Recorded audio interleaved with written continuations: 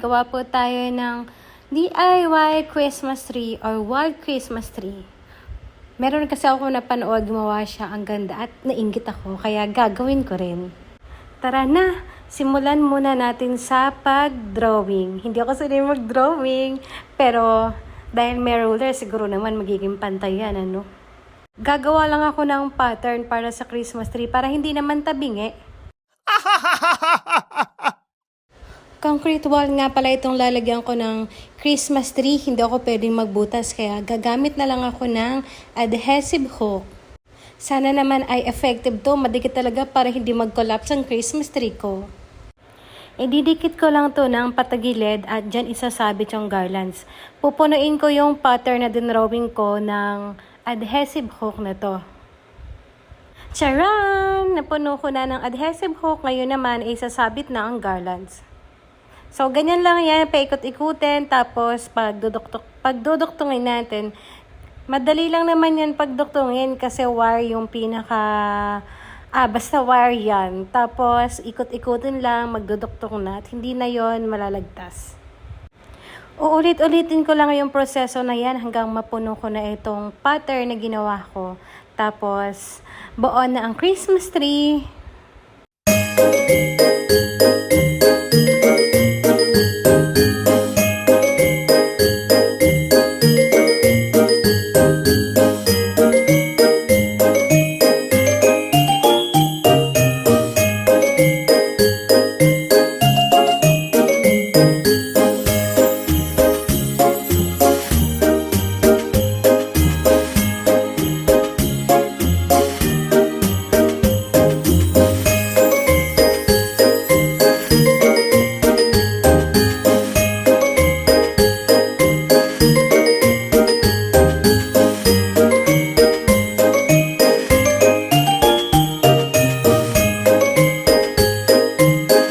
Charan! Tapos na ako mag-ikot-ikot pa, ikot-ikot. Magpa-ikot-ikot ng garlands na puno na yung pattern na ginawa ko kanina.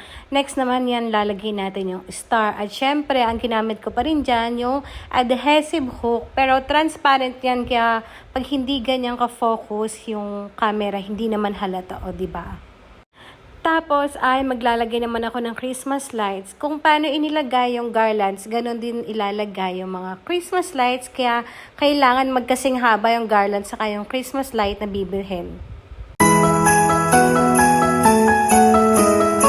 Next naman ang pagkasabit ng ornaments.